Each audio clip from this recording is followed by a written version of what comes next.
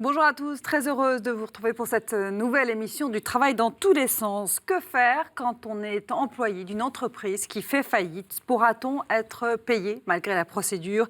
Nos indemnités pourront-elles être versées? Ces questions, comme chaque semaine, j'ai le plaisir de les poser à Jean-Eudes Tesson. Bonjour Jean-Eudes. Bonjour Priscilla. Chef d'entreprise, membre des entrepreneurs et dirigeants chrétiens. Face à vous, Joseph Touvenel. Bonjour Joseph. Bonjour Priscilla. Secrétaire confédéral à la CFTC. Alors Jean-Eudes, tout d'abord, quand une entreprise fait faillite, qu'est-ce qui se passe concrètement? Alors d'abord, ce qu'on dit faire faillite, c'est qu'on engage l'entreprise dans une procédure judiciaire. Et que dans tous les cas, la procédure judiciaire a pour objet de mettre l'entreprise à l'abri, c'est-à-dire de la protéger. Soit parce que c'est un redressement judiciaire qui peut être suivi soit d'une liquidation immédiate, soit d'une liquidation dans les semaines ou les mois qui viennent, soit dans une période d'observation. Et puis il y a aussi la procédure de sauvegarde avec le même déroulé qui permet à l'entreprise qui n'est pas forcément en cessation des paiements, mais simplement pour la protéger, de la mettre à l'abri. Dire qu'on met l'entreprise à l'abri, ça veut dire normalement qu'on met aussi les salariés de l'entreprise à l'abri. Et quand est-ce qu'il doit être tenu au courant? Quand est-ce qu'on prévient les salariés qu'une entreprise fait faillite? Alors, ce n'est pas les salariés qu'on prévient, ce sont leurs représentants. Et donc les syndicats? Les textes, ou pas les syndicats, les représentants, les instances représentatives du personnel en tout cas. Et que le chef d'entreprise, avant d'aller déposer le bilan ou demander le bénéfice d'une procédure protectrice, doit informer les représentants des salariés de la situation. Et d'ailleurs, ces représentants des salariés sont entendus par le tribunal au moment où la procédure est engagée. C'est-à-dire qu'en fait, on tient compte de leur avis avant de décider d'une liquidation directe ou bien d'un accompagnement par un administrateur. Voilà. Ça se passe toujours aussi bien que le décrit Jean-Eudes dans les faits, Joseph? Alors ça ne veut pas dire que ça se passe bien ou mal, ça veut dire que Jean-Eudes vient de nous décrire comment le formalisme qui a été mis en place. Et ce formalisme, il est important, il est d'abord la démonstration que malgré ce qui se dit souvent, l'intelligence commune, syndicat, patronat, on arrive à bâtir des choses qui sont des sécurités. Ce qui explique d'ailleurs une partie de l'épaisseur de notre code du travail, parce que tout ça, il faut l'écrire. Alors ça ne sert pas tous les jours, mais quand on en a besoin, c'est utile que ce soit écrit, qu'on puisse s'y référer, avoir des délais, des dates, des conditions sur des situations multiples. Ce qu'a indiqué Jean-Eudes, il y a deux grandes situations. Il y a l'entreprise faillite, liquidation judiciaire qui va fermer, plus rien. Il y a celle qui va fermer certains établissements, en garder d'autres. Il y a celle qui va être reprise. Et à chaque fois, c'est des cas de figure un peu différents. Et celle qui continue tout simplement. La question pour les salariés, c'est qu'il y a un certain nombre de protections qui ont été mises en place à l'initiative des organisations syndicales de salariés, mais aussi patronales. On ne s'est pas opposé là-dessus, on a travaillé ensemble sur ces dossiers, qui font que, par exemple, il y a les informations qui sont données en amont et les salaires sont garantis. D'ailleurs, il y a une cotisation qui va dans un fonds qui s'appelle l'AGS, qui est versé par les entreprises, donc par la communauté de travail, qui permet, si il peut y avoir une faillite frauduleuse, c'est rare, mais ça arrive, où le patron est parti avec la caisse à l'autre bout du monde. Les salariés sont garantis au moins pour leur salaire. Leurs salaires vont être versés, leurs congés payés vont être versés. Jusqu'au licenciement, jusqu'à la fin de la procédure. Et ainsi que les indemnités de licenciement. Et cette avance faite par les AGS, pouvant être remboursée par l'entreprise, il y a un petit pourcentage quand même des avances faites par les AGS qui sont remboursées aux AGS à la fin.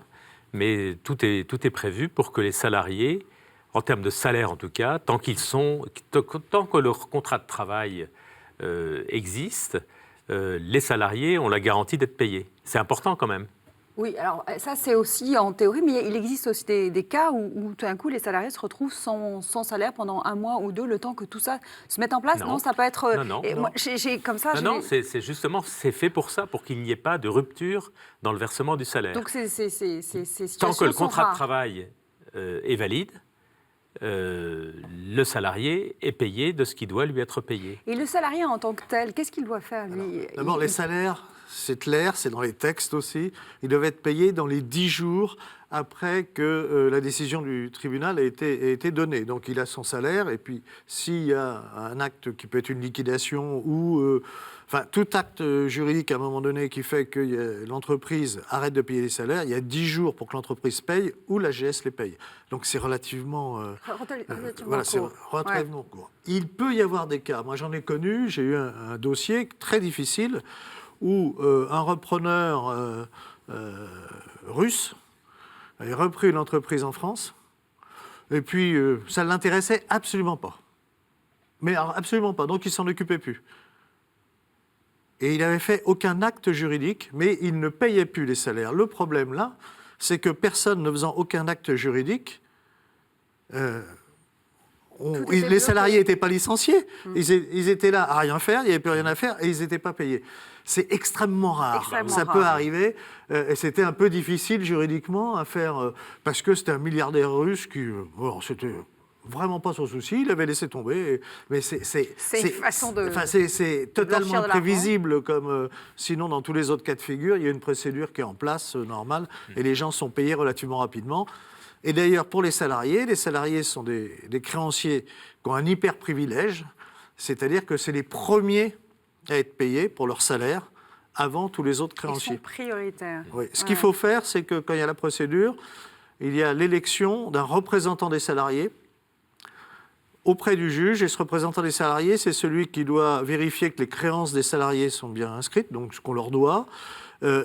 C'est lui qui doit regarder, et d'ailleurs il signe, savoir si les salariés ont bien touché ce qu'on leur devait.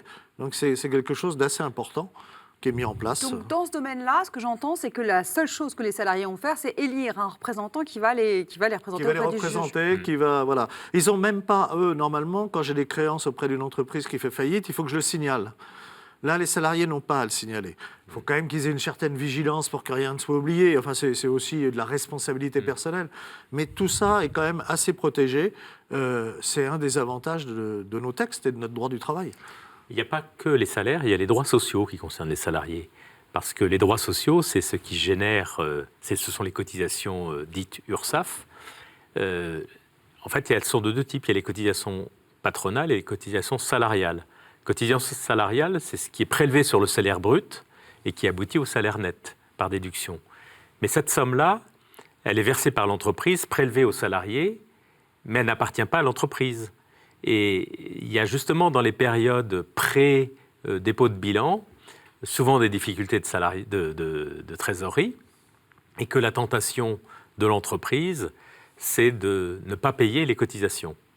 Et d'ailleurs, les URSSAF sont à l'origine presque d'un tiers des dépôts de bilan parce que c'est une variable d'ajustement de la trésorerie. On commence par ne pas payer l'URSSAF, mais attention... C'est un signe d'alerte, ça. En fait, oui, ça veut dire que l'entreprise est en difficulté. Oui, mais néanmoins, il y a une attention. On ne peut pas le faire impunément. C'est-à-dire, si on peut être poursuivi, redressé pour ne pas avoir payé la part patronale, si on ne paye pas la part salariale, c'est-à-dire ce qui est prélevé sur le salaire brut, c'est du pénal. Donc une entreprise ne peut pas se permettre de ne pas payer du tout de cotisation.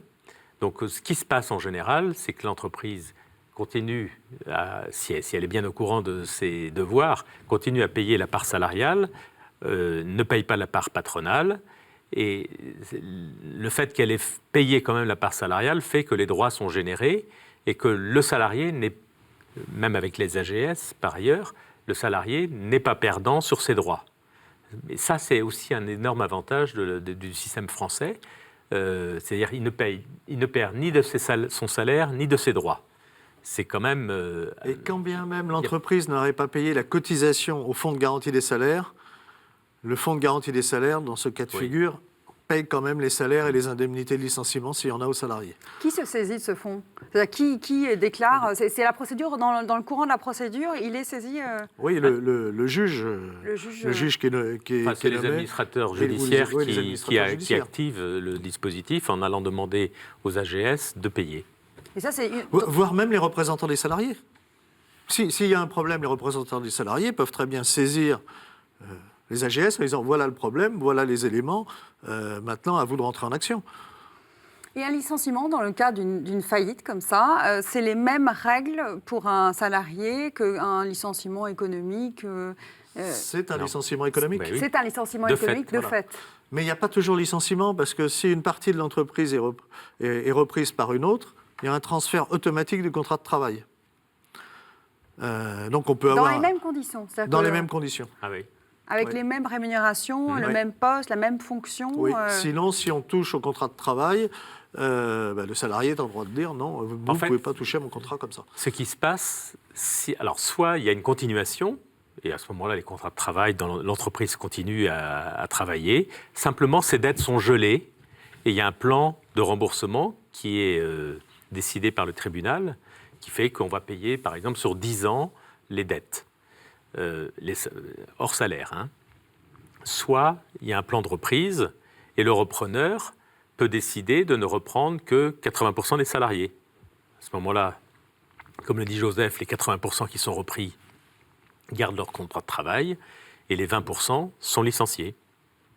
Voilà, donc c'est avec des indemnités ou pas, enfin en tout cas tout ça fait partie du plan social à ce moment-là, mais s'il y a reprise d'une partie de l'activité, il y a un licenciement avec les indemnités conventionnelles et seulement ça.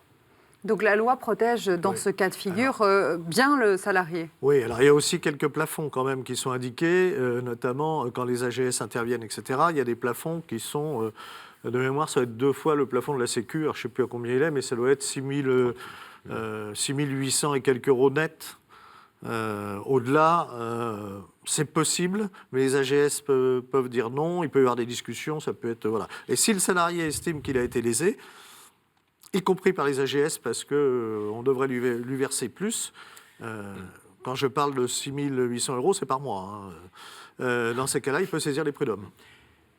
Pour moi, dans ces situations-là, le premier préjudice pour les salariés, et qu'ils ont tous, c'est la peur, c'est l'incertitude sur leur avenir dans l'entreprise. Parce que le seul fait qu'il y ait une procédure génère du stress, génère de l'inquiétude, et c'est normal. Bien sûr. Simplement, j'en ai fait l'expérience, c'est-à-dire que j'ai été amené pour protéger une de mes entreprises à demander le bénéfice d'une procédure de sauvegarde.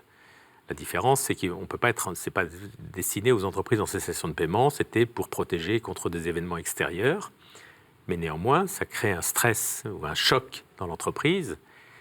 Et pour l'avoir vécu comme chef d'entreprise, j'ai trouvé que c'était injuste. Injuste que les salariés s'émeuvent, parce que moi je savais que l'entreprise elle allait continuer, etc., s'émeuvent de cette façon-là, alors que la principale victime de tout ça, ça pouvait être moi. Et parce que eux sont mais on arrive au terme ils sont de protégés. l'émission, eux sont protégés. Mais oui, moi, mais je ça n'empêche pas je risque mon l'inquiétude. patrimoine. Ça n'empêche pas, mais c'est simplement, je partage ce que j'ai vécu. Bien sûr, Je trouvais que c'était une témoignage injustice personnel. de voir leur émotion à ce point, alors que le seul, en réalité, qui pouvait avoir un vrai préjudice, c'était moi, parce que je pouvais perdre mon patrimoine, mon salaire, j'ai pas droit au chômage, etc. Merci. Voilà. On arrive au terme de l'émission. Alors dans ces cas-là, il faut les patrons peuvent cotiser à des caisses de chômage. Merci. Ah oui, mais c'est pas le cas aujourd'hui. Merci. peuvent, On va ils pas peuvent. relancer un deuxième débat. On va s'arrêter là.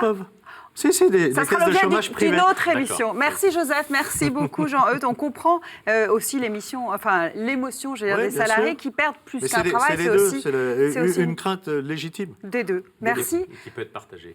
Tout à fait, des deux. Merci à tous les deux et merci également de nous avoir suivis la semaine prochaine.